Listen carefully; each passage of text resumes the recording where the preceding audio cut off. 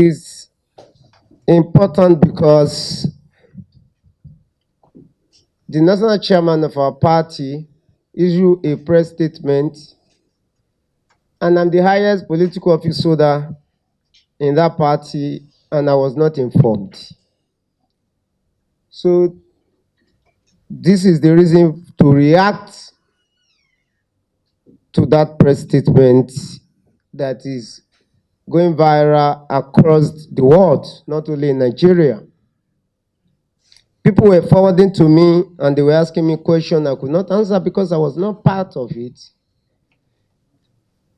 And I know you are very versatile, you are very effective, you are very efficient, you are very coordinated, and then wired across the world.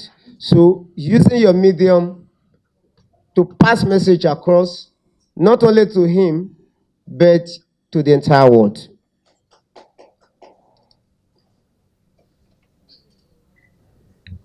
I, Elder Leke Joseph Abejide, standing before you, has been the pillar of the party.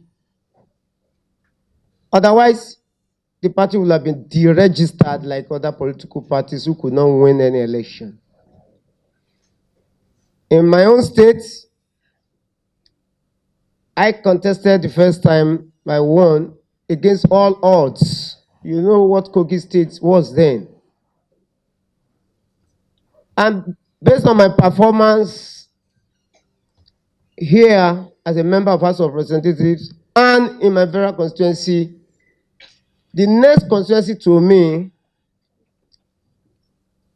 wanted the same performance to get to them, and I fielded a candidate in my party and he won along with me. Not only that, we also produce state assembly member currently who also went to APC. If I can hold the party strong and make it to be forming like other political parties, I think I deserve the respect. If any statement is going to be issued that is going to affect my father figure, that's the president of this country, Asiwaju Ahmed Bola Tinubu, CFR. I was not consulted, and it's like you are bringing down my father figure before me. And I need to state out the fact here in this press statement. Imagine a Nigeria where a brilliant student from a humble background in Sokoto can access higher education through the newly enacted Student Loans Act. Picture commuters seamlessly traveling from Port Harcourt to Aba on a modern rail line, while plans for the ambitious Lagos-Calabar superhighway promise to revolutionize transportation across our nation. Envision local governments newly empowered by financial autonomy, directly addressing the needs of their communities without interference. I have appeared before electronic media severally, like channels, AIT, TVC, and I was talking about giving local government autonomy, and that's the only solution. If truly and genuinely this money gets to the local government, all this noise will not be there. I'm a grassroots politician. For me to be winning on a small party, you should know I'm a grassroots politician. So people don't look at the party, they look at me. So I know what it means if money gets down to the root, to the grassroots. Even those of us in the House of Rep will not be disturbed the way we are being disturbed by our local people. It will address all those issues. Now, add to this the game-changing liberalization of power sector through the 2023 electricity bill, paving the way for decentralized electricity generation, transmission, and distribution across the country. You need to ask your governors, what are they doing with this bill to give you electricity in your states? We are all facing the federal government.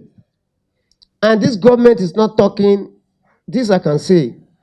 They just increased about some few months ago, electricity bill was increased to first of all, to 268 per kilowatt.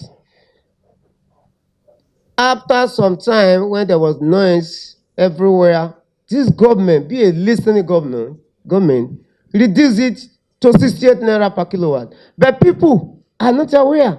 Just 2 days ago, somebody was complaining to me that he is paying a lot of bill, that is so much, this is the amount he's paying per kilowatt, 206 now. I said, no. He said, that is that. I said, okay, buy unit in my presence. And the person bought unit of 65,000 naira, and they gave her 935 kilowatts. I said, divide it. He saw 68. He said, this government is not talking. They have even achieved this, and nobody knows. So these are the things we need to point correctly to the people for them to know. Now, electricity no longer 206 for band A, is 68 naira per kilowatt. Go and check. These are not distant dreams, but tangible realities and the ongoing projects under President Bola Tinubu's administration. If such transformative changes can be achieved in just over a year in office, then it is clear that Nigeria is on path towards sustainable development, economic growth, and improved quality of life for all citizens. You are in Abuja here. Please tell me, Abuja of 8 years, is it the same thing today?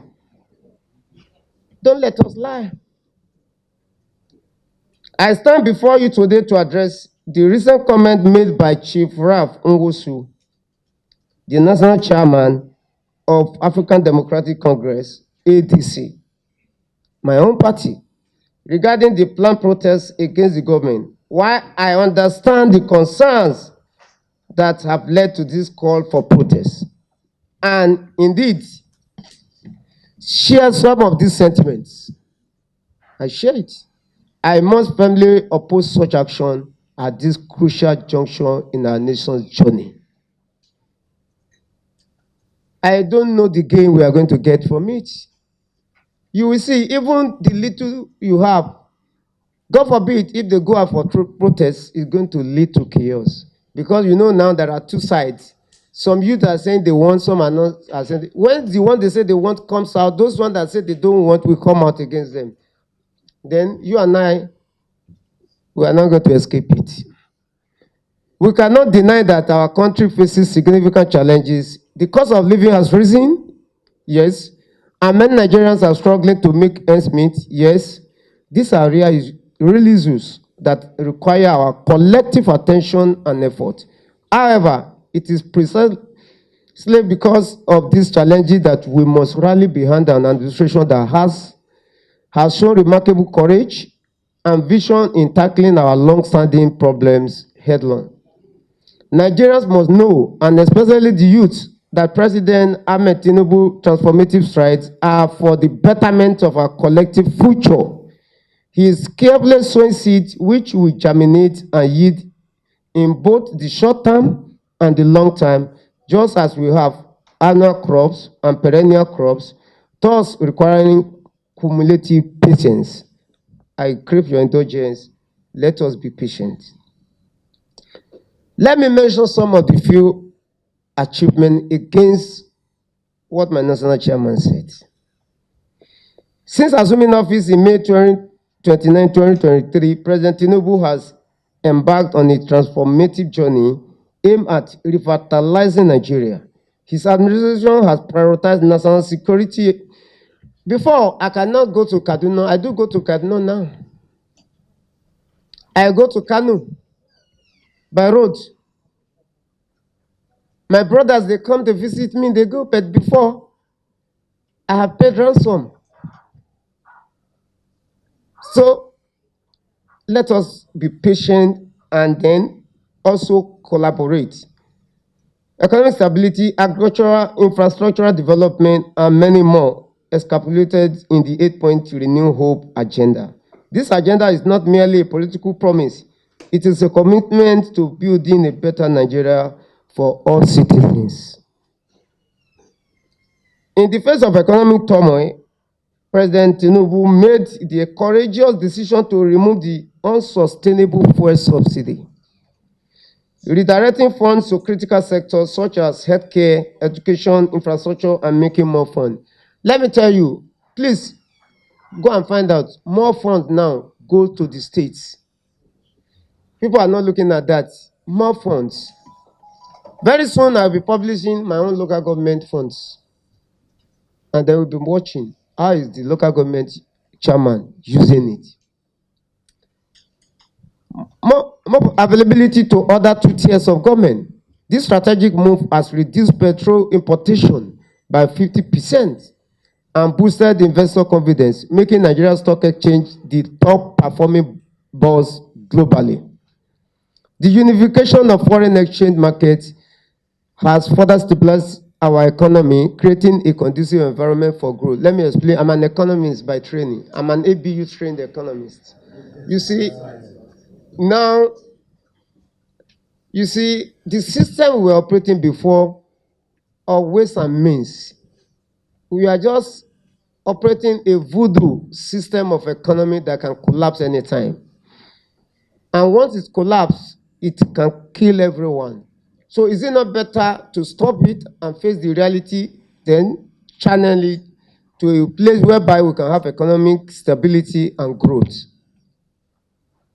Recently, the National Assembly passed a bill to increase the national minimum wage to 70,000 naira, reducing the review period from 5 years to 3 years. This significant adjustment demonstrates the administration's commitment to ensuring that workers earn a living wage and can better cope with rising costs of living. You will see this issue of foods. I give you, I know they will criticize him because the food price will crash very soon. Because of this 150 days gap given, price will drop and the farmers will cry. Me and you will come back here and argue this. You will see it. Farmers will cry that they are not encouraging them. But is it not better to save life first? Recognizing that security is paramount for national development, President Tinubu has made significant investment in modernizing our security forces. Over 4,600 hostages have been freed, and most of them were not even taken during his time. More than 9,300 hostiles neutralized under his administration. The establishment of the 50 billion initiative and the annual recruitment of 10,000 new police personnel demonstrate a firm commitment to ensuring a safer Nigeria. Furthermore, the administration has reformed the security architecture and procured advanced weaponry and armed forces, enhancing our capacity to combat insecurity. Most of this equipment cannot come now. It's not something you go to market and buy. But being chairman of a paramilitary committee in the House, I know what custom is procuring, not even the military now, that is running into several millions of dollars, that is going to take 2 years before they can get them because of the borders. So to deploy those artificial intelligence to see those who are coming in on manned borders that human being cannot access easily. So some of them, from what the contractor said, when I read his acceptance letter, I was shocked. I was asking, I thought it's something you would go and do in 6 months. He said it's not like that, and I was bringing them from Israel. So these are some of the things government is doing that people will not know. I'm not talking of the one of army. That of army is enormous. But it's not something you can get maybe 1 year, maybe like the custom home now, it's about 2 years. We started it during the last government, and they still in process as we speak. They are yet to even ship them. Recognizing that security is paramount to us, we should also join hands as citizens. Whatever we see, like police, you say, when you see something, say something. That's the only way we can help this government. Local government autonomy. One of the most significant achievements of President Tinubu administration is the recent Supreme Court ruling that secured financial autonomy for local government. Let us ask our local government chairmen, what are they doing? To empower local council, ensuring that resources are allocated directly to them without interference. This autonomy is crucial for fostering development at the grassroots level and ensuring that the common man feels the impact of good governance. If you don't feel the impact of good governance, question your governor and also question the local government chairman. I know how much my own local government is taking. There is no local, I think the smallest local government takes average of 250 million per month. The smallest one is in my state, Ogorimagongo and Mopamuru. They are the smallest local government in Nigeria. The minimum they take, go and check. What are they doing with it? You will do yourself and the country a lot of good as investigative journalists by beaming your light on subnational level of governance, such as state government and local government, to know exactly what goes into your own local government from FAC and how it is being spent. Focusing on federal government alone is not the solution. Agricultural transformation and food security. Recently, there is a new ministry that was created. So, if it works, these farmer harder classes will be reduced. Like my people, they're very industrious, they are farmers, and it is the complaint of farmer harder classes all the time. If it's not there, they don't need to even call me before they eat. So with this new ministry, I believe something good will come out. To combat food insecurity, the administration declared a state of emergency and launched the National Agricultural Development Fund with 100 billion naira. Initiatives like the dry season farming initiatives, which is going to start now, and the Green Imperative Program aim to promote year-round farming and provide farmers with modern equipment and low-interest loans. The distribution of 42,000 metric tons of grains to vulnerable Nigerians is a testament to the government's decision to ensuring food sufficiency. I can use my own state as an example. The governor has been doing it very well. Usman Ododo has been doing it well. Whenever they give him grain, he will add to it and it goes down. Because as I went home recently, the people that usually criticize the former government, they told me that there is a new change, that now at least they are getting food from government. That is some from federal government, a majority from federal government, part of it from the government in the states. Additionally, the administration has increased the supply of subsidized fertilizers and farm inputs, enhancing agricultural productivity and supporting young farmers. Infrastructural development. The Renew Hope Infrastructural Fund aims to bridge Nigeria's significant funding gap in infrastructure, focusing on road, rail, and aviation projects.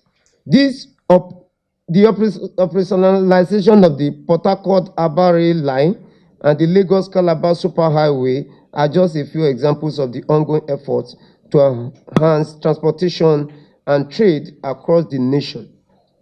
Moreover, the administration has prioritized the rehabilitation of Nigeria's seaport to improve logistics and trade efficiency. I'm part of this one. That's my line for years, and I know you begin to see the changes. We are trying to do what we call national single window, so that all this noise of the custom, NDLA, SUN, and all sorts of plan quarantine, and drug, national drug, and all of them at the point we bring them together, so that if you want to clear your goods, just like in one-stop shop, you get it clear at a go. Social investment and education.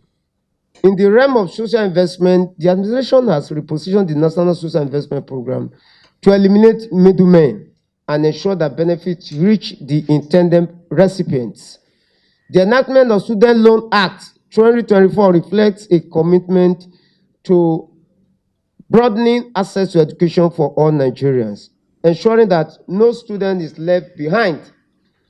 The introduction of the Consumer Credit Scheme allows Nigerians to access goods and services upfront and pay over time, facilitating crucial purchases for families. You see, some of these policies, when it starts yielding fruit, you will see the results. Empowering youth. Two of our ministers that I know, one is 38 years, one is less than 38 years. So all the youths in the house, if your minister who is under your age group is not performing, you ask. If you are looking at the man that is 70-something years, what about the youths that are there? So let us encourage the youths that are in government. If you have any suggestion, take it to them. And if they don't listen to you, let us know. Because that is the only way we can work together and make Nigeria great. The Tinubu administration has prioritized youth and women's empowerment, recognizing their vital roles in national development. Programs such as the 3 Million Technical Talent Initiative and the Women and Girls Educational and Skill Empowerment Initiatives are designed to provide skills and resources necessary for economic independence. Furthermore, a policy mandating 30% youth representation in government agencies underscores the commitment to involving young people in governance. Yesterday, I just came from Lagos today. I saw some DGs or parastatals. They are all youths. They came to that program. It was not like that before. Some of them are in their late 30s, early 40s, and they are DG of a big parastatal. Promotion of sports, which is something that unites most of us in Nigeria. Under the President Tinubu's leadership, significant investments have been made in sports development. The government allocated a substantial budget for various sporting activities and has supported the Nigeria Football Federation and the Nigeria Institute of Sports. Notable achievements include the qualification of Super Falcons for the Paris Olympics and the recognition of Nigerian athletes on the international stage. Even the Super Eagles who did not win, they were encouraged. I will have listed President's achievement on and on, but due to time constraints that I have taken, here are some additional notable achievements. Took the bull by the horn when he signed the 2023 electricity bill into law, decentralizing electricity generation, transmission, and distribution in Nigeria. Now we expect massive investment, especially from the state governments, to be having their own power generation. Enacted the Nigeria Data Protection Law in 2023, establishing a legal framework for safeguarding personal information. Demonstrated strong political will in rehabilitating Nigeria's seaports and implementing policies for redirecting economic relief. I'm just giving you the summary, which I will also pass to you now. All these things I've enumerated to you in this speech. I will give it to you so that you now put it in to counter whatever anybody is saying. Let me tell you something. No matter how you look at it, you will not understand that things in Nigeria are still a bit better. When you go out, you will understand what I'm talking about. There is a friend of mine, he said he wanted to travel to Canada. I said, come, you don't need Canada now. I'm talking of last year. He said, it's better, let him go and be there, and then he will struggle. And I said, okay, no problem. Since that's what you want, whatever I had, I gave it to him, and he went. After like 3-4 months, he kept on calling me. I said, what is wrong with this man? Then he said he wants to come back to Nigeria. I said, for what? He said, things are not easy here. I said, but I told you, I was there before. I said, this is there. You see, some of you have your own houses. If you don't have, your parents have. You own the house, but you still be paying property tax. You must do insurance twice a year. The house that you bought yourself. And that's why you see, some of you, I know you have 2 cars. You have, your wife also has. So, not all of you may not have cars, but some of you, I know you. You have a car, you have cars. And then, if you say no, I will write the number of your car and send to you. So, don't you think I don't know you. So, you have cars. Your wife equally have. Don't say, I know. I know you. If you think I don't know you. How many of you have said, called me and said that you have issue with your car, this and that? I know. So it's not story. I'm talking of reality here. Don't let us say lie. Please, let us be open. You have cars. Then you'll be paying that car every month. You either you are working, you must pay insurance. And then you didn't beg them to do insurance for you. If you don't pay, they can take it from you. Now is there to survive. I had to be sending money from here. Now I want to bring him back to Nigeria. This is not a story. I'm telling you what happened to a friend of mine. We went to be together. So this is how the world is today. Let us even look at the vehicle we are buying abroad. I'm not talking of the one used.